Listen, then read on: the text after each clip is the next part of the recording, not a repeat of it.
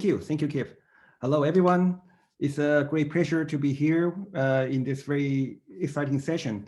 This is my second opportunity to be with Fred. So some years ago, when we run the Fred in Barcelona, I was also part of the process. It's really a very stimulating process. And today we have the opportunity to discuss another very, very important topic around ethical leadership. And it's really a pleasure and honor to have Helmut and also have Caroline with us. So Helmut currently is a director of the ethics office in UNHCR, right?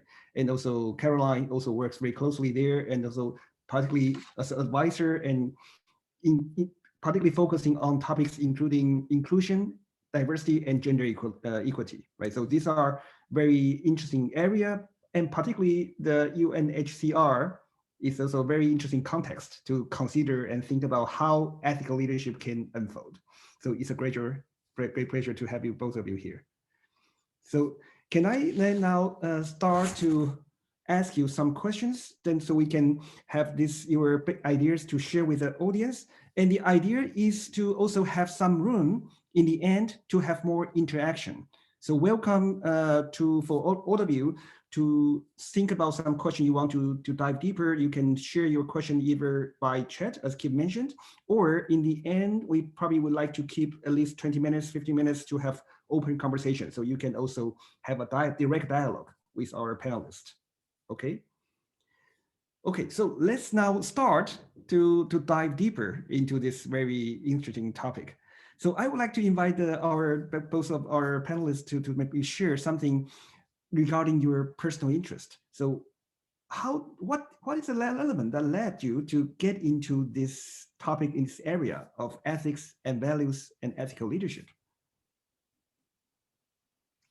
I guess maybe I could go first. Hello, everybody. It's a real pleasure to be with you today. I was thinking about this question of yours when I was taking a walk at the weekend, and I recalled when I was in secondary school getting into trouble and being pulled up in front of my principal. And she wanted to know who the others were, who my other conspirators were in this misdemeanor, and that I would be let off lightly if I let her know.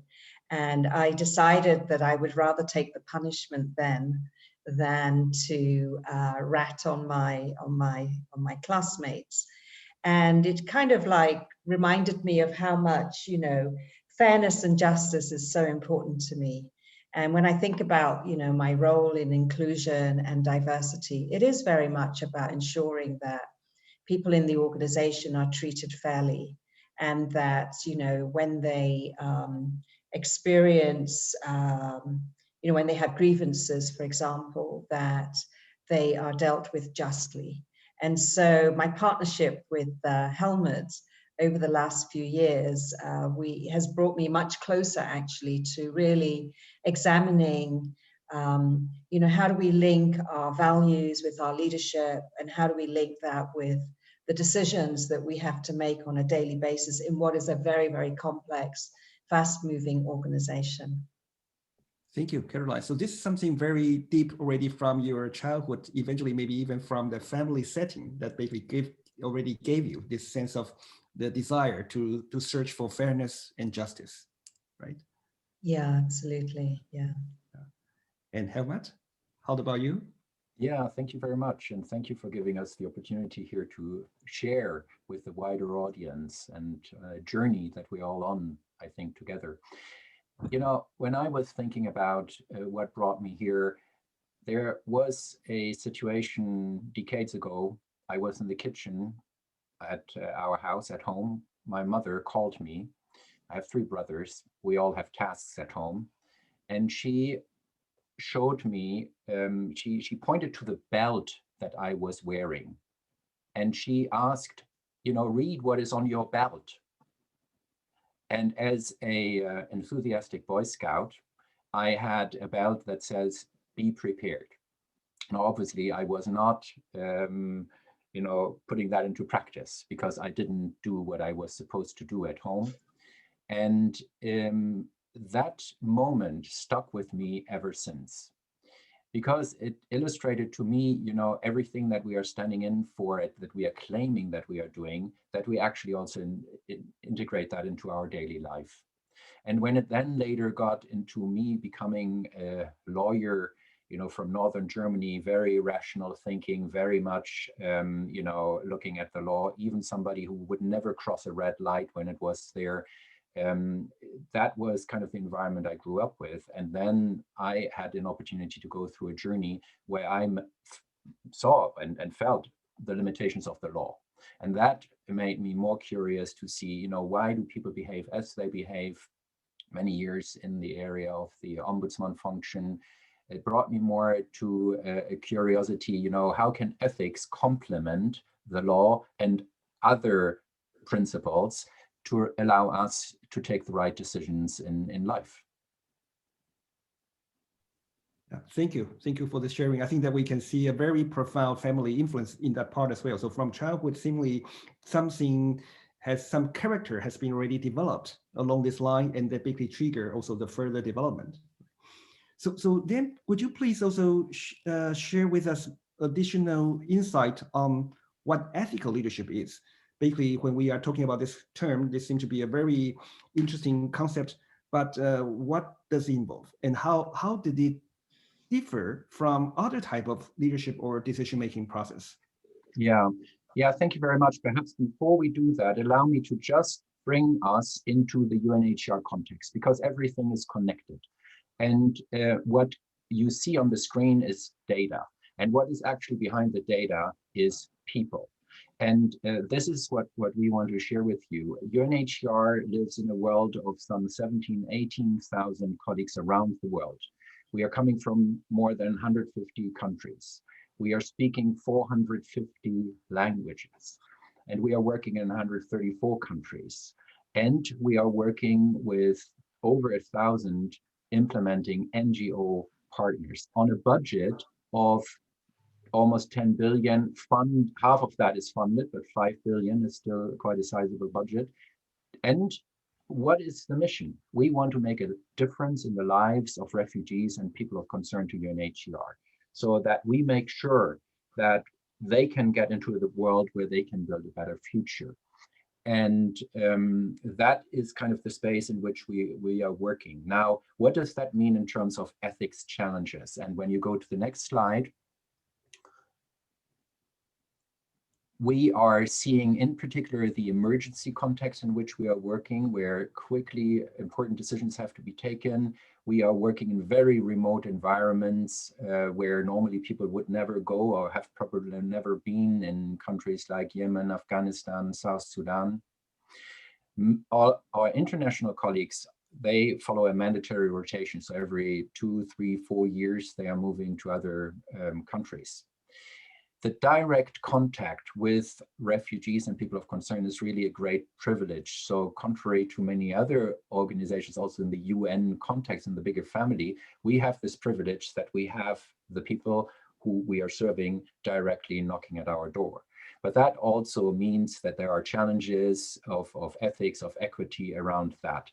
And we are in an environment where we grew exponentially over the last few years. So many new colleagues, not always with the right training and induction, and also an exponential growth of the budget. So that is the context that we are working in. And if I can give Caroline also an opportunity to add to that, because the interesting thing is that Caroline came to UNHCR some time ago, and with the eyes also as an outsider. And that has enriched us enormously. So I would like to give her also an opportunity to say something about the context that we are working in. Thanks very much for that, Helmut. You can see how diverse a workforce we have, and our workforce are working in some really challenging situations where, snap decisions may have to be made in the moment. And so for us, it's so important that ethics is in their DNA, and so they don't have to think too long and hard about what's the rightness of the decision, but that they know that. But because of the diversity of the workforce, we may have similar values, but our expressions of those values can be quite varied. And so on the one hand, we want to foster that uniqueness of each individual, so we benefit in terms of the innovation. And on the other hand, we need to have enough parameters in place to ensure that, you know, the freedom lies within a framework. And so trying to build the organizational culture in such a way that it respects the diversity and also marries up with, you know, those ethical parameters is something that we grapple with a lot. And how do we bring ethical decision-making alive to people?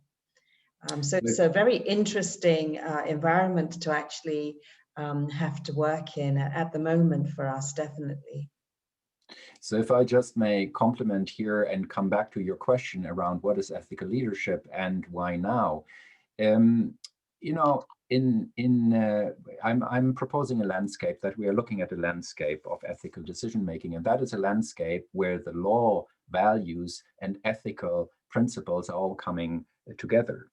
And we are often working with an image or a metaphor of a big painting, and where the painting has a very big frame, and that frame is the law. And our objective is to remain in that frame and then to fill it with life, the colors in that frame. And those are ethical principles and values, the mission of the organization. And sometimes ethical decision-making also means that we are going outside of that frame. And there is a process that we suggest to follow when we do that. You know, for us, we have gone through a journey where we are moving away from using ethics as a measure to prevent people to do the wrong thing, and move over to engage and empower people to do the right thing. And that is a very different mindset, because in the past, ethics was used to just have a few principles and to then say, okay, if you don't respond to those principles and if you don't live them, you risk to get sanctioned. So the energy that is around ethics, the opportunity, wasn't really used. And we are trying now to move it into that space and have developed also some models in order to help people to do this. And I'll come back to that. And with that in mind, I will turn over to Caroline to talk a little bit more. Why now? Why are we doing this now? Okay, very, very interesting. From what you have shared so far, I think that probably I sense two things. One is basically this ethical leadership offered a kind of additional frame in addition to the laws. Basically, it provides some guidance, guidelines. So complement this law frame, still can guide people's work. But in addition to that, what is more important also in Helmut, your last sharing is it basically also enables leaders, managers, or people to really act on things that is not only to prevent a problem, but somehow enable them to do things that might not be achieved when people purely follow rules or laws, right? Yeah. Yeah, that's a great summation of, you know, where we're trying to get to. And, you know, that enabling piece is absolutely critical, because when you hear us talk about the exponential growth in the organization, but also, you know, how widely dispersed we are across the globe, it becomes nigh on impossible to use a rules-based approach to help with ethical leadership and the decision-making. And, you know, gone are the days when you could rely on a hierarchical command structure. It's just not fast enough. And so as an organization, we, in the last year or so, we went through a decentralization process and a delegation of authority to the regions, and also wanted to empower our country operations much more, so that the decisions are taken closer to the ground, as it were. And you know, with that, we realized that the speed, the agility, were really important, and the fact that the dilemmas that people are faced with are very context specific. And so somebody sitting in the center somewhere can't be relied on to make those decisions, because in the process, many, many more people will die. And so finding, a shift in that narrative around let's use a values-based approach to this then does that empowering. But one of the interesting challenges is, how do you transition people who have been used to tell me what to do and I'll do it, to here are a set of guidelines, now you decide within those guidelines. Yeah, so it's basically probably also would involve a kind of change of mindset, as you mentioned, the thinking process, right? But I also imagine that to apply this kind of ethical leadership, there also might not be immediately easy. So basically, you think we talk about being ethical, keeping justice is somehow maybe quite straightforward. We can think about it in that way, but in acting that, I guess that there might be some challenges or dilemma people might need to face. You mentioned about that already, Caroline. So would you share some concrete example about when really we want to encourage our people, our members to engage in this kind of ethical leadership? What kind of dilemma or challenges they typically will face? And definitely later on, we can think about how can we help them to overcome those challenges. Yeah. Thank you. I'll mention a few, and then Helmut, will you come back on that? Yeah. Just to also maybe underline that it's not that everything is up for grabs, as it were, within this framework. We do have what we call some red lines, and try to make it really clear where discretion is not the option, that there are certain red lines that we expect everybody to stay on the right side of, but as much as possible to hand over that to people. A couple of examples that I'll pick up on. One was a really challenging one through the COVID period, particularly in the early days, when we had to make a decision between, on the one hand, to stay and deliver, that we don't really have a choice to, particularly for our international staff, to leave their locations to head home as the COVID pandemic became more and more apparent. And on the other hand was our duty of care. You know, our duty of care to our staff and to their families. And that was quite a tough time in terms of, you know, what was the right thing to do, and how do you communicate that in a way that, you know, does show that you understand what the sacrifice is that you're asking of people.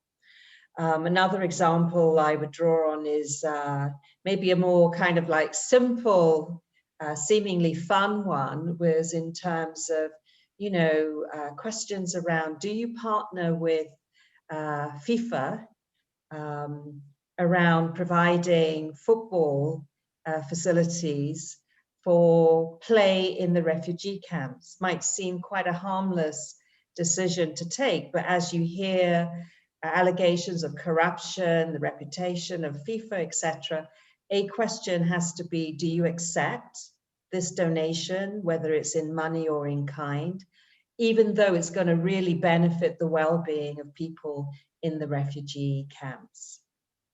I'll let Helmut add into some of these dilemmas that we're faced with. Yeah, thank you, Caroline. I mean, as you can imagine, those dilemmas we are faced with every day. So we have a huge range, and you know, in life, all of us are faced with these dilemmas, and ours are of a particular nature. And I meet a lot of colleagues who say, you know, you don't imagine how many, when you talk about do's and don'ts, you know, how many don'ts I had to pass through in order to do the do's in the interest of refugees. What they added is, but I documented everything, and I consulted, and I made it transparent. And I'll come back to that. But other concrete examples, imagine we are in a country, you know, which there's a lot of countries where there's civil war, where we are working, and you are trying to find accommodation for refugees and migrants, and the only way to find that accommodation is to work with some warlords or warring parties, and which you would normally not do. And then you have to find a way to still do the best to protect and assist refugees. The whole question about social media, we have 18,000 activists largely working in our organization who want to make a difference in the world.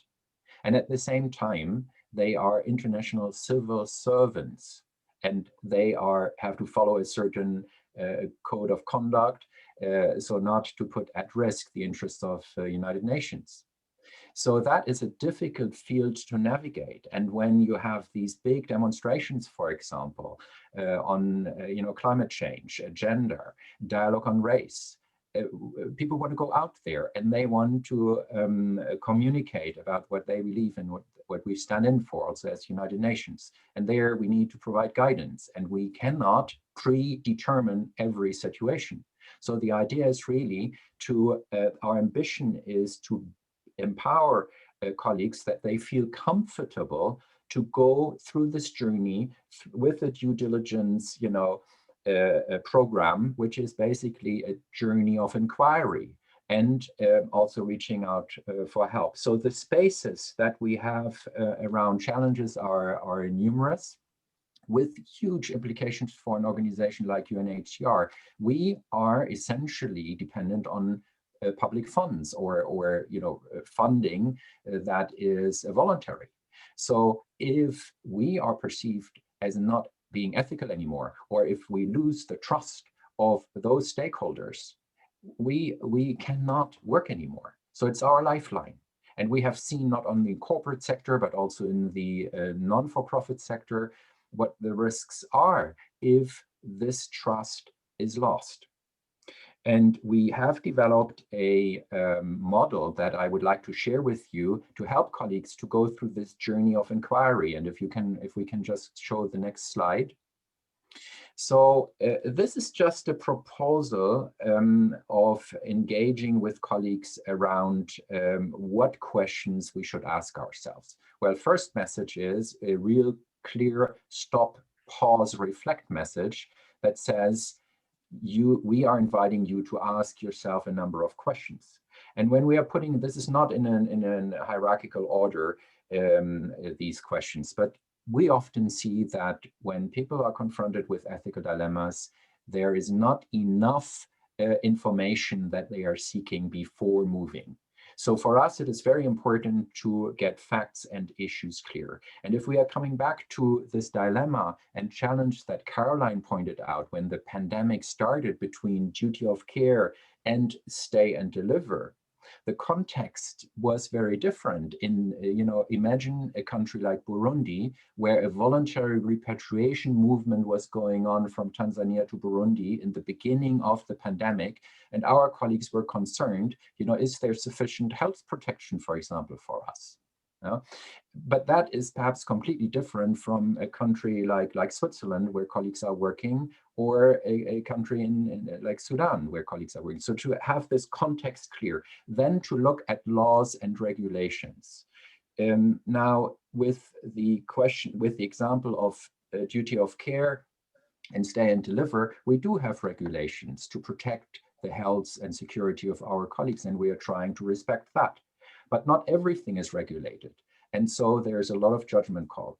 The UNHCR values and principles. Imagine the situation of a colleague who is now in this situation in Burundi, for example, that I described, confronted with duty of care, stay and deliver. So what are the loyalties here? Some loyalty to UNHCR with the responsibility to provide services to refugees. And on the other side, loyalty perhaps to my family. And I can't see them, or I can't go there, or I need to protect my health. What are the possible consequences in such a situation? The fact that UNHCR was able to stay and deliver made a huge difference, of course, in how UNHCR is seen worldwide and how we have gone through this pandemic so far. And with huge respect of the ability of the organization to deliver during this really challenging time. The trust with partners, that we didn't just go away, that we stayed.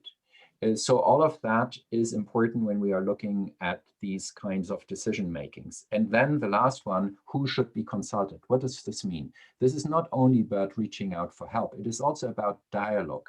An essential question is about explaining what we are doing when we are taking these decisions, involving others and listen to them, and listen to colleagues, listen to experts, so this dialogue space, asking for help, all of this is important. So we believe that this is a helpful tool in order to navigate that space of difficult decision making. And we are also inviting our audience for comments on that also after this session, to see, you know, what are we perhaps missing there, or what are elements that we should add. Yeah, thank you, Helmut, for sharing this very powerful framework. So I think that if I understand correctly, this framework as a tool has already been implemented, right, within UNHCR. That's correct. I mean, we are working with that. We have so-called code of conduct dialogue sessions. We are this is also meant to reach 18,000 colleagues, and we are trying to practice that with exercises like crossing the line, where we are putting those ethical dilemmas in front of colleagues, and then they are explaining where they stand, you know, and how they are responding to those questions. Okay, so I think that in addition to having this tool in hand, probably one thing is also useful to somehow to couple and to accompany these elements is what we mentioned earlier about mindset, right? How do we transition people from using rules and laws only to be able to using this more comprehensive approach to address this question? Could you share a little bit what kind of mindset, what is a mindset that leaders, managers might need to have so that they can exercise this ethical leadership and maybe use this tool in a more comprehensive and effective way? Yeah, great. Thank you very much for the question. And, you know, we link in part this mindset also with a mindset of inclusivity, you know, that in order to apply, I guess, some of these steps, particularly around the who should be consulted piece, it is around how inclusive is the leader, what's their mindset around that, you know, to what extent do they respect the power of diverse perspectives, and that the answer doesn't lie in one person only. We have an exercise that we do. We ask people, who are your go-to people, and get them to list, you know, who are the 10 closest in their inner circle, and then to just indicate from a diversity perspective, what are some of the characteristics of those people. And when they then reveal that and look at it, the question is, so is your inner circle all like you, and therefore all perhaps think like you, have the same background and experiences to you? What might you be missing by not having a more diverse go-to close group of people? The other area around mindset is about trust. You know, if we are describing moving from a rules base to a values base, then there's an element of trust that has to come into play here. And, you know, how much confidence do our leaders have to let go and trust that colleagues will make that right decision? And part of what will be the challenge in their minds is, but you know, this is really complex. We really need to move fast on this. What if we get it wrong? What will that do to our reputation, et cetera, et cetera? And so we do a lot of work around trying to unpack, what does it mean to have a trusting relationship? How do you foster trust? How do you earn trust? And the fact that we really do need to work on that as well, because of the affinity bias that naturally is inherent in each of us, in terms of, you know, we're more likely to listen to those who are more like us. And so you actually have to be very conscious in your leadership about who you actually go to, who you collaborate with. I think another part of moving to this kind of way of operating is for the individual leader to become even more comfortable about not having all the answers. Mm-hmm. Because this does require reliance on others. And one of the things that we found in the organization is that because we still are fairly hierarchical in our culture. That reliance on others who just may have the key that will unlock the way forward is very often shrouded by the power dynamics at play and who gets to voice their view and their perspective first.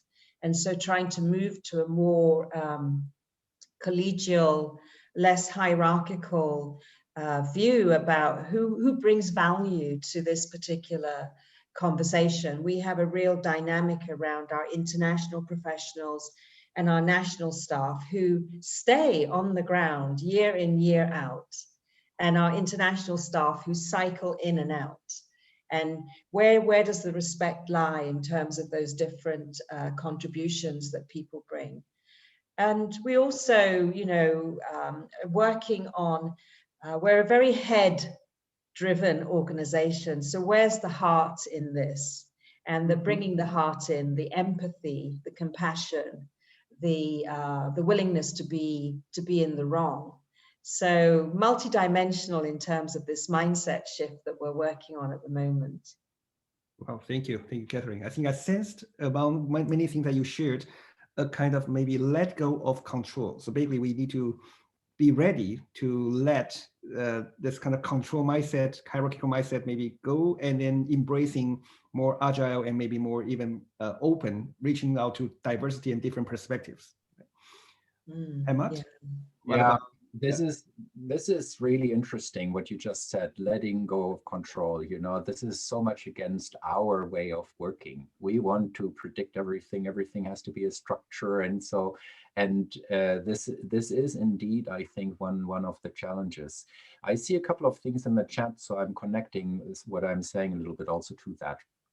So I want to zoom in, building on what Caroline said, onto what does this now mean, this mindset in very practical behavior and action. And some of that Caroline has already referred to. But before I do that, one question in the chat was kind of what are the values that we are working with in the UN? And I mean, core values also that the charter, the UN charter is built on are really three core values. And they are around professionalism, they are around integrity and respect of diversity.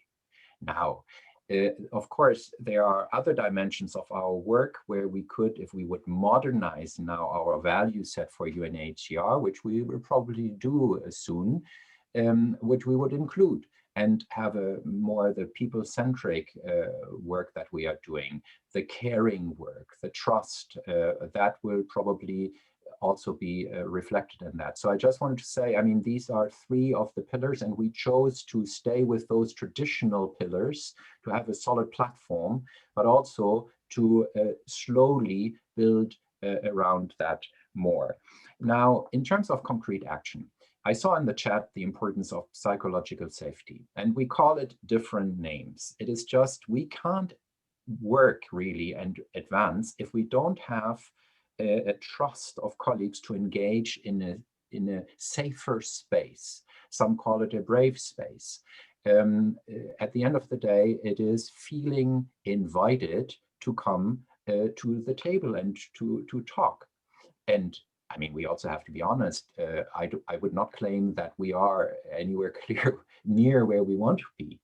And at the same time, it is a journey, I think, where the whole nature of conversation in UNHCR has really changed over the last few years, also with senior managers showing much more vulnerability, engaging much more into that space.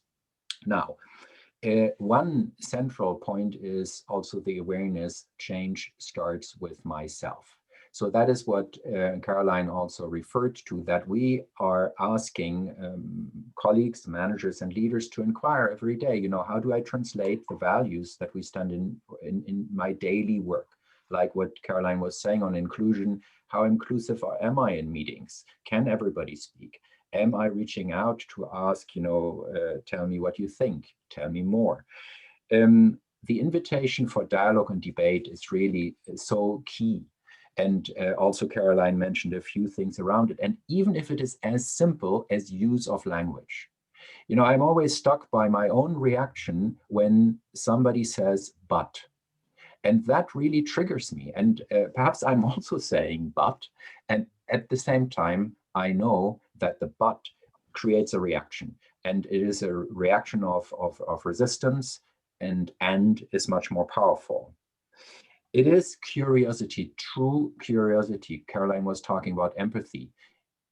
I need to get interested in people.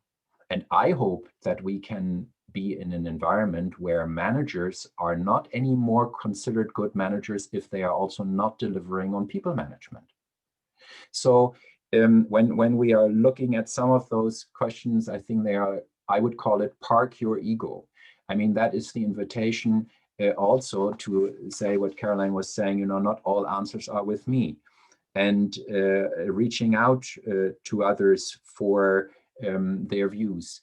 Understand ourselves and our own behavior, self-reflection in terms of understanding our triggers, and also understanding that not every problem is connected to the other person, and often to one's own energies and reactions. So using mistakes as learning, develop a learning culture around that. And all of that is what we call values in action. And that is what we are trying to communicate in our work to strengthen trust and collaboration.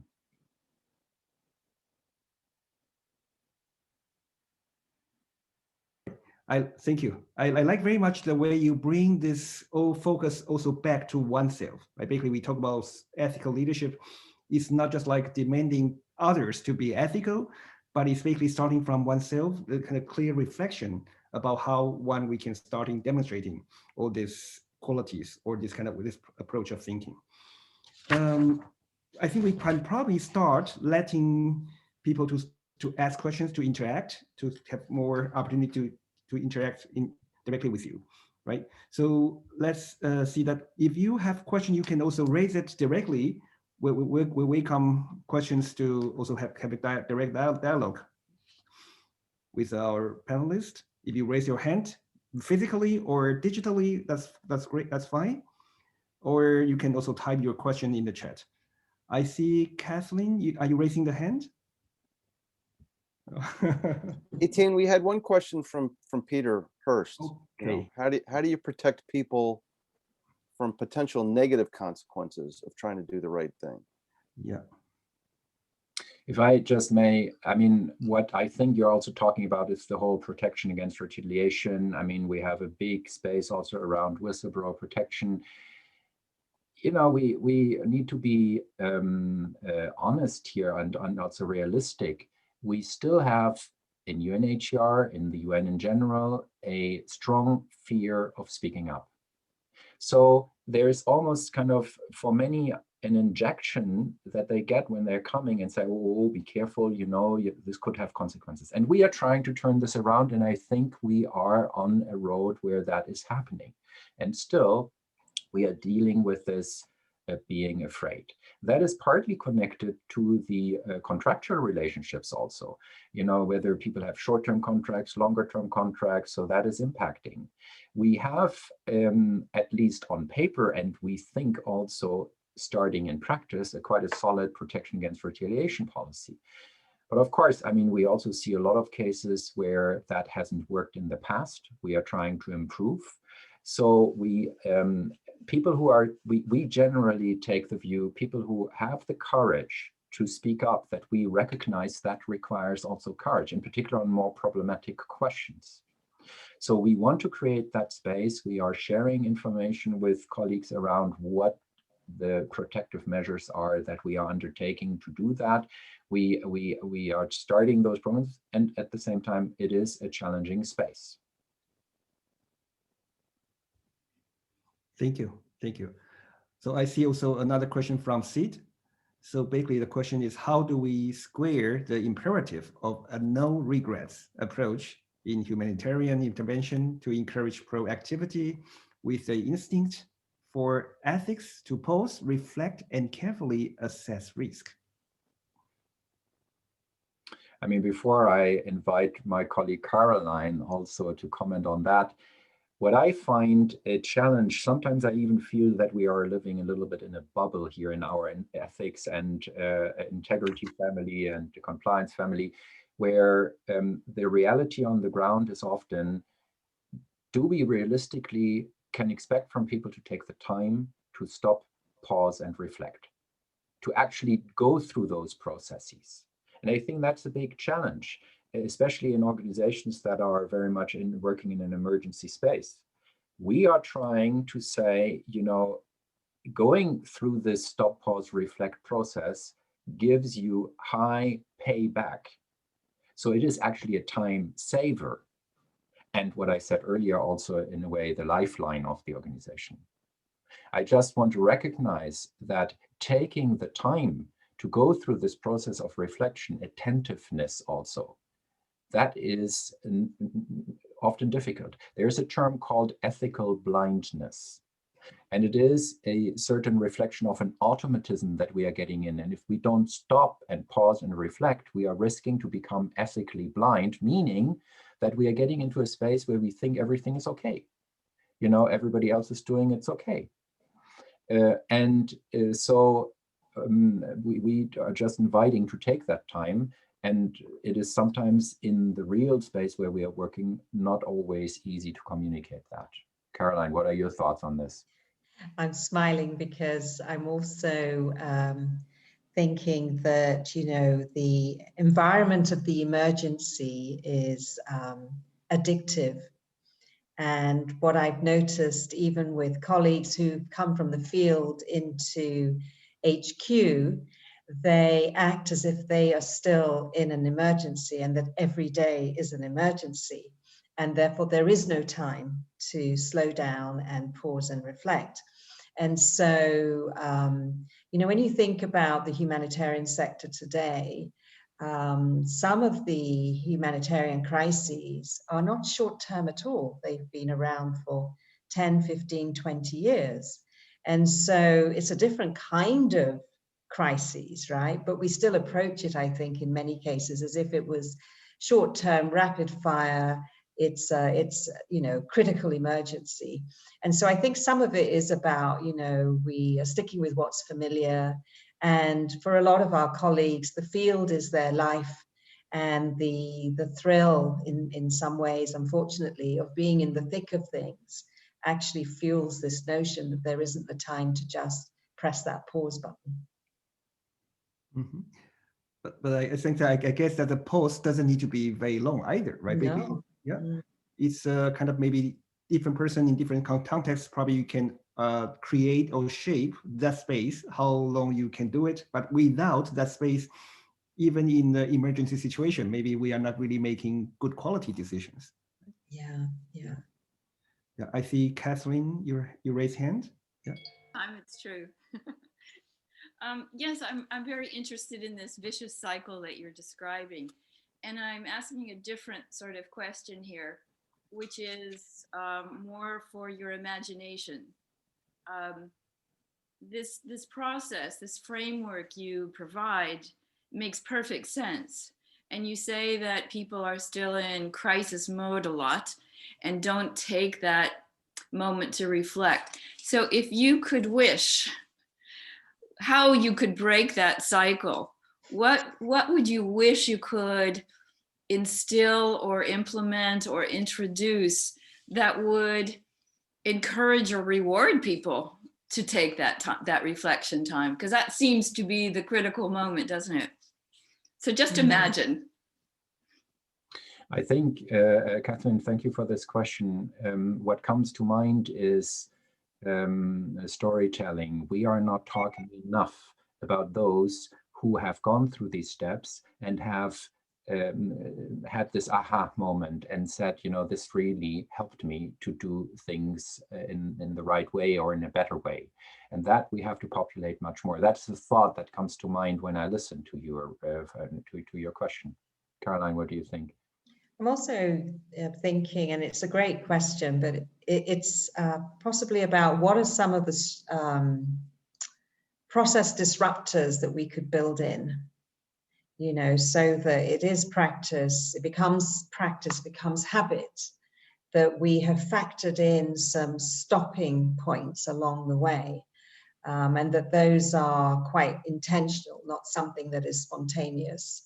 So do we do, you know, pre-mortems, you know, before we rush into the next bit, can we slow down and just stop, and that it becomes part of our practice around how we get ready? That might be one of the things that I would advocate for. Wow, this is beautiful, Caroline. This probably can be an additional piece of this framework, right? Maybe in different steps.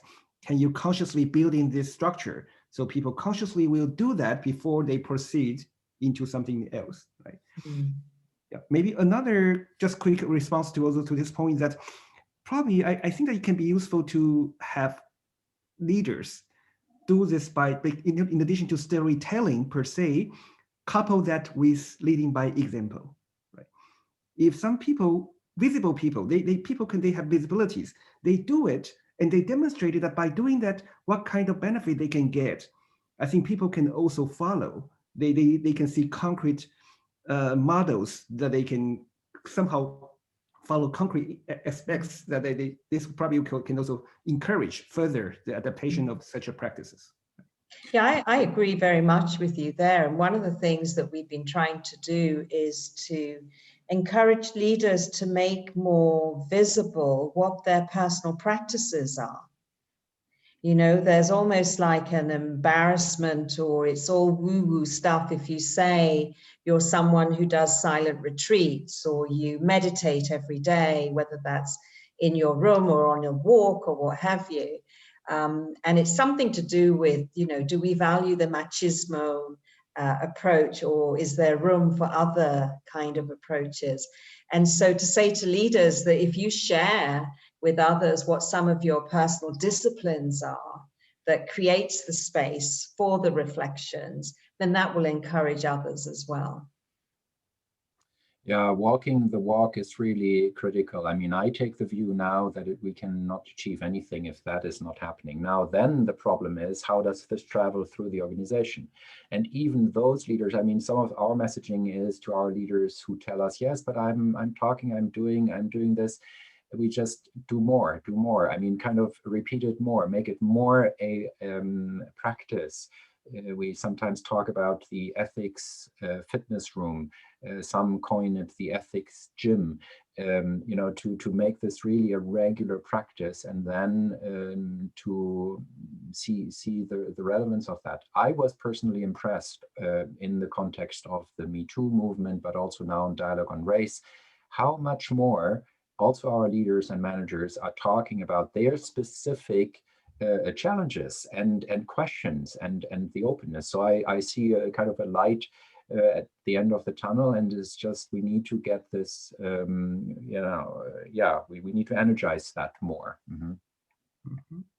Thank you. I see Kip also raised a few questions. So what is the role of technology? Does technology help or hinder the pursuit of ethical leadership? A year ago, I was always complaining and said, you know, why don't people use their laptops? Why don't they use the cameras? Why are they not connecting?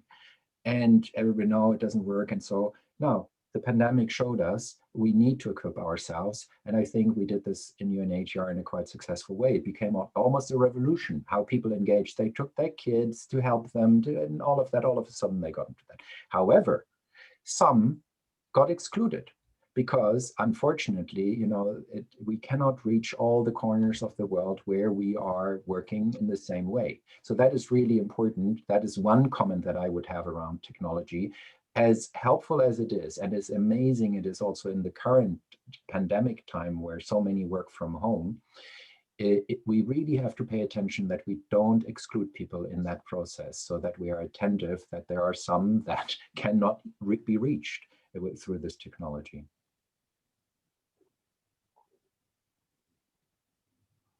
And also, Kip has another question about how my company support the work of UNHCR. We have a very strong connection and partnership with hundreds of companies around the world. And the support that they are giving to us is amazing. So that is already happening. Now, our interest from an ethics perspective is beyond the money and financial support to engage in an ethics conversation around it and to have a sharing of experience. And if I may, in this kind of restricted room, highlight one partner, which is the IKEA Foundation. And 3 years, kind of 2017, Caroline, or 18? Yeah, something like that. We went to IKEA headquarters in Sweden, and they showed us how they work with culture and how they turn values into the shop floor every day.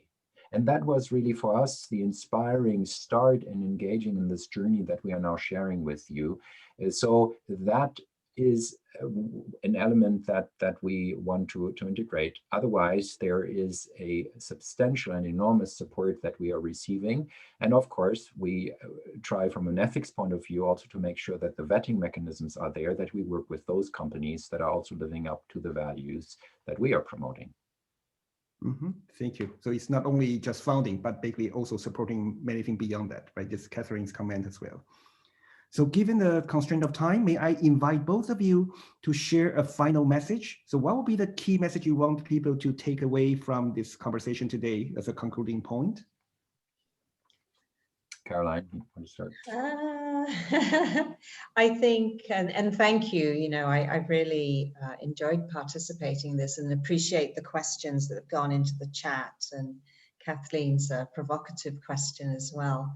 I think that one of the things is around how can we, as leaders, as organizations, ensure that we're actually creating the conditions for colleagues to act in an ethical way. So what are some of the nudges that we might build in? It's a little bit like, is there a step in the process that we can build in? So how do we nudge people in that direction and minimize the conditions in which colleagues are driven to behave unethically? And, there's a very interesting model, I think Helmut might have mentioned it just now, that, why is it that good people do unethical things? And there are a whole number of factors that might be impacting on them that could lead them to kind of slip. And it's, do we understand what those factors are and how many of those factors can we manage and mitigate against? I think as well, making it or placing value on that stop, pause and reflect, that actually, acknowledging when people are doing that so that they will see it as something that the organization values and therefore they would do more of that. Helmut? Yeah, if I can build on that, Caroline, I hope that this conversation has communicated that ethics and ethical leadership is alive.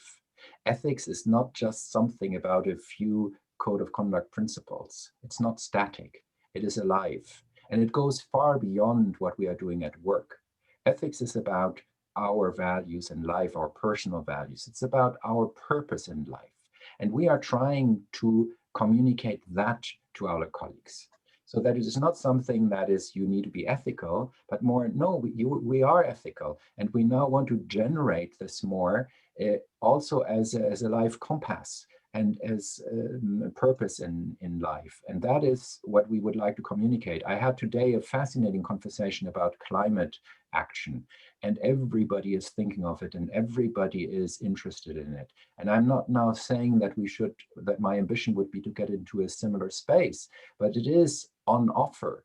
And I think we have to see it. The personal growth invitation here that is happening when we are looking at ethics and underlying dynamics also of behavior and values is enormous. And I would hope that people in our environment, work environment, see that opportunity and make really discover the ethics gym that helps them to really come out with a more trained muscle and a better feeling and a better orientation. Thank you for this so wonderful and insightful sharing. I think that we all learned a lot from this insight, and I hope that all of us, we can continue to build this muscle, right? This is also ongoing, never-ending journey. Thanks a lot, both of you. Thank you. Thank you. Real Thank everyone pleasure. for Thank being you. Yes, and just to conclude, so thank you all. Thank you, Professor Lee. Thank you, Helmut. Thank you, Caroline. Thank you, everyone who was able to join us. The recording will be available on the Fred website, and have a great rest of the day. Thank you all.